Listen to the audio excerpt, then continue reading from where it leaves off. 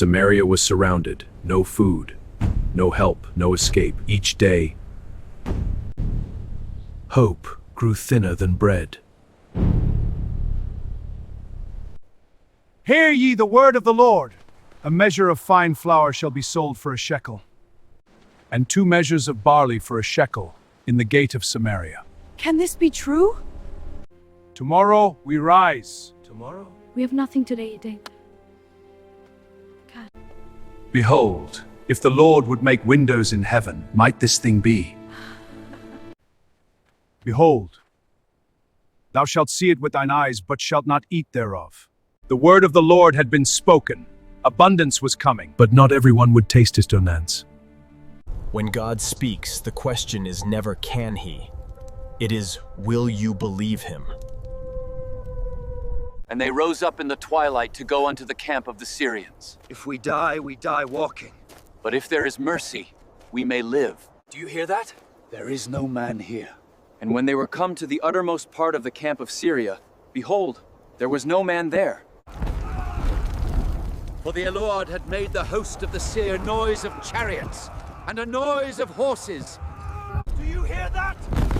The king of Israel has hired the kings of the Hittites and the kings of the Egyptians to come upon us. Wherefore they arose and fled in the twilight, and left their tents, and their horses, and their asses, even the camp as it was. The Lord has done this. God had spoken, the enemy fled, and the miracle waited for 4 men who dared to move. We do not well. This day is a day of good tidings, and we hold our peace. If we wait till morning, judgment may come upon us. Come, We came to the camp of the Syrians. There was no man there, no voice of man. the horses are tied. The asses are tied. The tents stand as they were. And the porters told it to the king's house within. I will now shew you what the Syrians have done to us.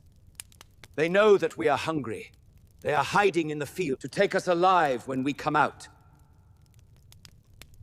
Let us take 5 of the horses that remain and send men to see. They went after them unto Jordan, and all the way was full of garments and vessels, which the Syrians had cast away in their haste.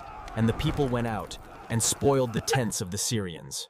So a measure of fine flour was sold for a shekel, and 2 measures of barley for a shekel, according to the word of the Lord. And the people trode upon him in the gate, and he died, as the man of God had said. Thou shalt see it with thine eyes, but shalt not eat thereof. and so it came to pass, exactly as the Lord had spoken.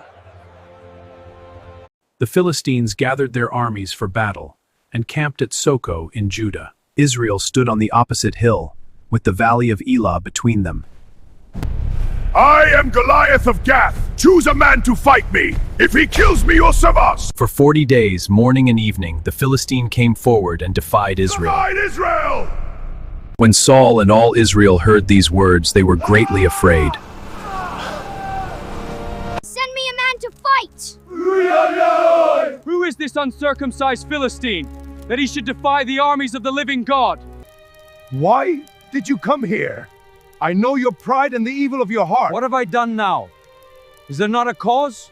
Let no man's heart fail because of him. Your servant will go and fight this Philistine.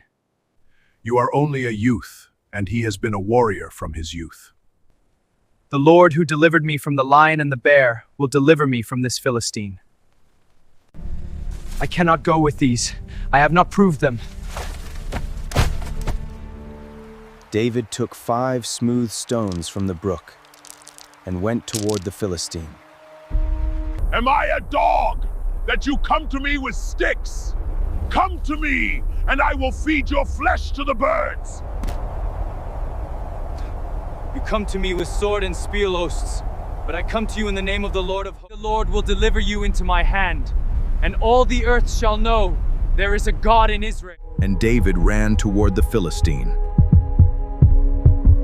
The stone struck the Philistine, and he fell on his face to the earth. So David prevailed, for the battle is the Lord's. And Israel knew that day that victory does not come by sword or spear, but by the Lord.